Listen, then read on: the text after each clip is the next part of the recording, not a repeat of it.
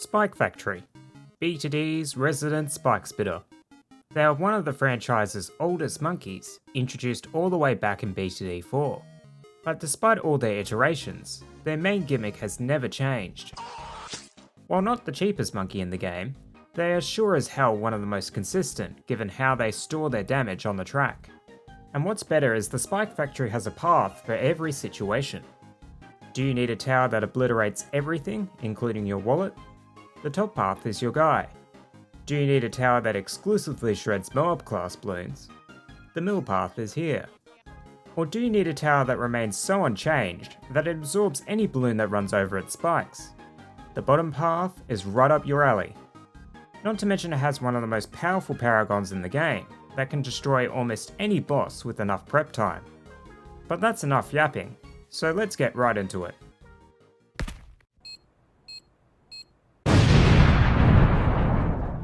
Now the top path Spike Factory is the path that you go for when you want raw DPS.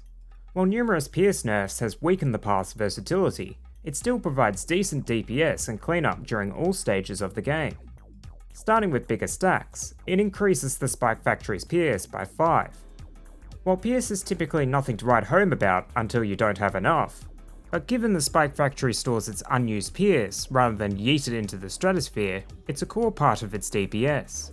So doubling the Spike Factory's base pierce effectively translates to 100% DPS bonus at the low cost of 865 on hard. But what's better is that you can pay 650 more and you can make the spikes white hot, allowing them to pop leads and frozen. Such great upgrades for the cost, and they work well both by themselves and as a cross path. When talking about spike balls though, it's in a bit of a rough spot at the moment.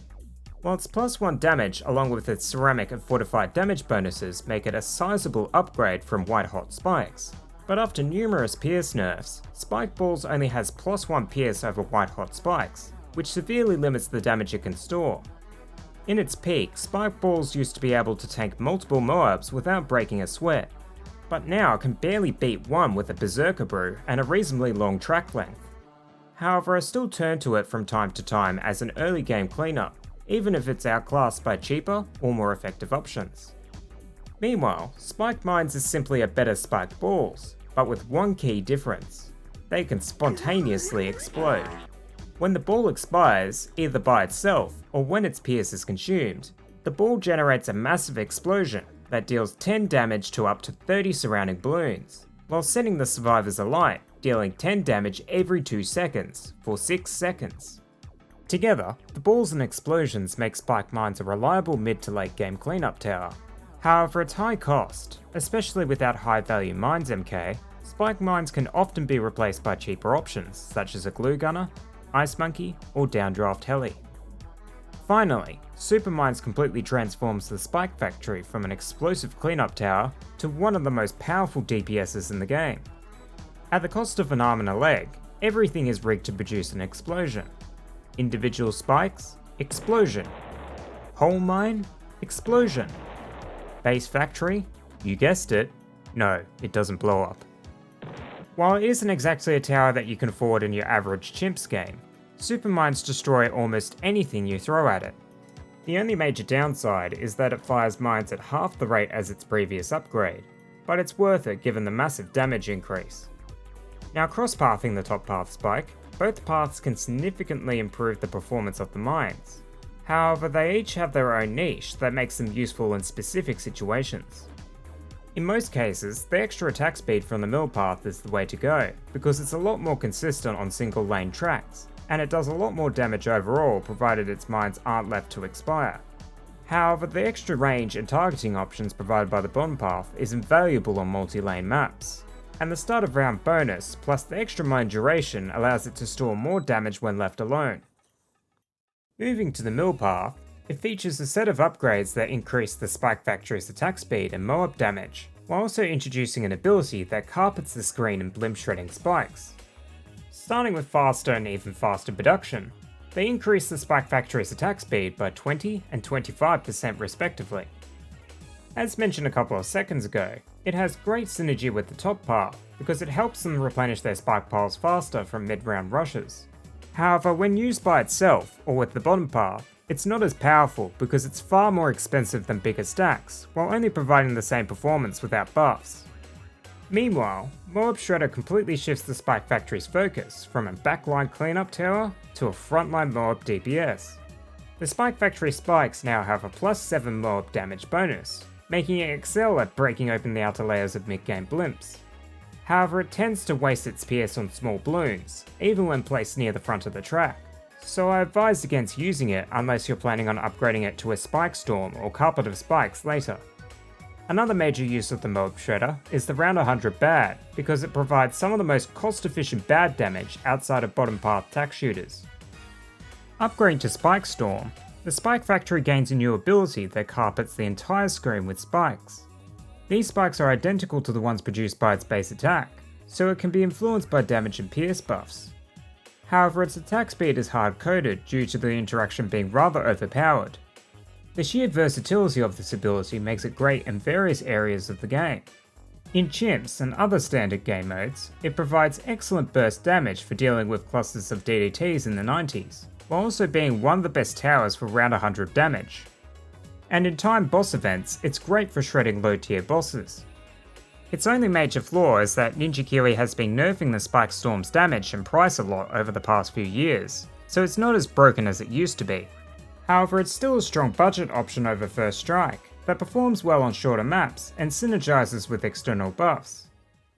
Wrapping up this path, Carpet of Spikes is simply a more consistent Spike Storm. The upgrade doubles, or in some cases triples the base stats of the spikes, while also granting a passive ability that activates a free Spike Storm once every 15 seconds. You also get one free activation after purchasing it as well, so you can use that to get some easy boss damage. Speaking of bosses, Carpet of Spikes is also a great option against them. However, it's more used for its sustained DPS, because multiple Spike Storms provide better burst damage while having a greater synergy with Geraldo. In chimps though, the Carpet of Spikes provides excellent global Moab DPS, but the spikes struggle a lot against ceramics, so make sure you have a cleanup tower to keep them under control. The Carpet of Spikes is also extremely dependent on pierce buffs to be capable of bursting down some of the denser late game waves, so it's important that you make full use of them in your setup.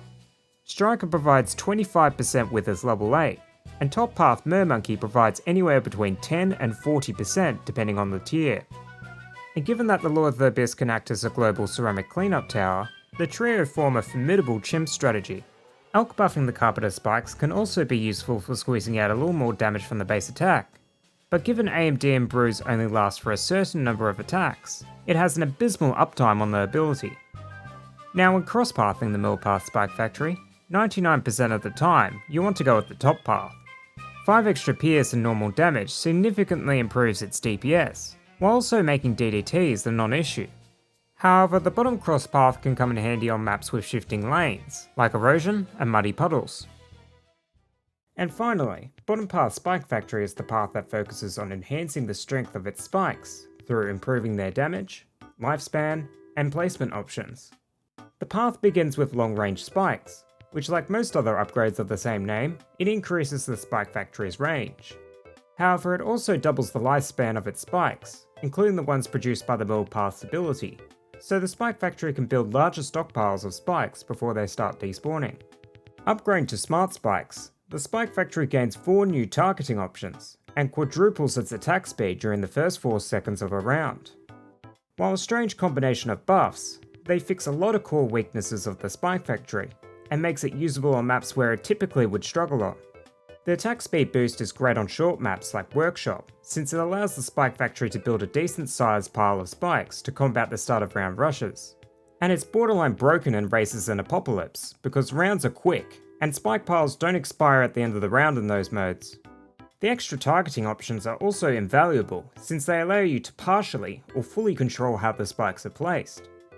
The most notable options being Smart, which distributes spikes based on which track the balloons are closest to exiting, and Set Target, which directly allows you to choose where the spikes go inside of its range, both of which are invaluable on maps with multiple exits, or in the middle path case, target only active lanes with its ability. Moving to long life spikes, the Spike Factory transforms their spike piles into blue caltrops that have a 40-second longer lifespan and can carry over to the round after they are placed. provided it isn't constantly pressured by bloons. Long life spikes can stockpile many more spikes than the other paths, which in turn provides a much better safety net when you leak. And its low cost makes it a decent early to mid game cleanup option when combined with a Berserker Brew and Jungle Drum's Village. Deadly Spikes though is a bit of a strange upgrade to say the least. It triples the spike's damage from 1 to 3, while also lasting an additional round, which further increases its stockpiled damage. But Deadly Spike sits at a strange price point, where it's not as cost efficient as its previous upgrade or Spike Balls for early to mid game cleanup, but it lacks the strength to handle swarms of Super Ceramics post round 80. So generally I wouldn't recommend picking it up by itself, but it's not a half bad stepping stone into the Permaspike. Finally, we have the upgrade infamous for remaining unchanged, the Permaspike. While it's one of the most heavily nerfed upgrades in the game, it somehow stands the test of time as one of the best cleanup towers for chimps. The Spike Factory now fires spikes nearly 3.5 times slower, but the piles now deal 10 damage, have 50 pierce, last 5 minutes, and carry over an additional round, totaling to 4. The start of round attack speed bonus is also increased to 10 seconds to help build a larger spike pile. Now most of the time you can combo it with pretty much anything and it works, because it's the Permaspike. But if you really want to get the most out of your Permaspike, you really have to play around keeping its pile big, and there's a couple of ways of doing that. The first and most obvious way is by buffing the Permaspike's Pierce with Striker and Abyssal Warrior, which certainly helps, but it doesn't solve the problem with high RBE rounds obliterating the pile. The second strategy is just deleting most of the RBE before it reaches the spike pile, which yes, can be done by practically any meta DPS tower, but there are a few towers that excel in this field at a lower price point, like Azili's Hex, Unstable Concoction, or Orca, just to name a few. And finally, there is stalling. In this strategy you use a blowback tower or Moab shove to artificially increase the length of the round so you can build a bigger spike pile. Obviously not my go-to method since it's rather tedious, but if you have Brickle, you can stack mines to delete a lot of RBE before the bloons reach the spike pile. Regardless of your strategy though, make sure the Permaspike is buffed by Berserker Brew and Jungle Drum's Village, since they are the cheapest ways of buffing its overall DPS. Now unlike the other paths, cross-pathing is very simple, since the choice is merely a battle of DPS, in which the top path wins by a slight margin. But not relying on AMD to pop DDTs is a nice bonus. However, when you combine the power of all three paths, you get the massive munitions factory, or in layman's terms, the Spike Paragon. Now coming in at 750k on medium, the Spike Paragon is one of the most expensive paragons in the game, but it's an absolute beast when it comes to raw DPS. It mainly attacks through its spiked mines that resemble the ones produced by the top path, but they last up to 5 rounds like the bottom path. When these mines expire, they also produce a small spike storm containing 10 of the middle path's mob shredding spikes. And to complement the mines, the Spike Paragon also covers the entire map in a permanent carpet of spikes that deals low but consistent damage. The Spike Paragon also comes with 2 abilities. Control Burst simply 4x's the attack speed of the mine attack for 15 seconds, capped at 1 use per round, while the Spikeageddon ability covers the entire track with evenly spaced Permaspike mines, or if there's still some left on the field, instantly detonate them. Together, these features make the Spike Paragon an absolute workhorse against bosses, even with its recent nerf. But I wouldn't recommend using it against Vortex or Phase, since the former's shield can eat up the spikes, while the latter can warp over them. While in freeplay, a degree 1 managed to reach round 174, while a degree 100 managed to reach all the way to round 251. But otherwise, that is my take on the Spike Factory. So thanks for watching, and I'll see you all in the next video.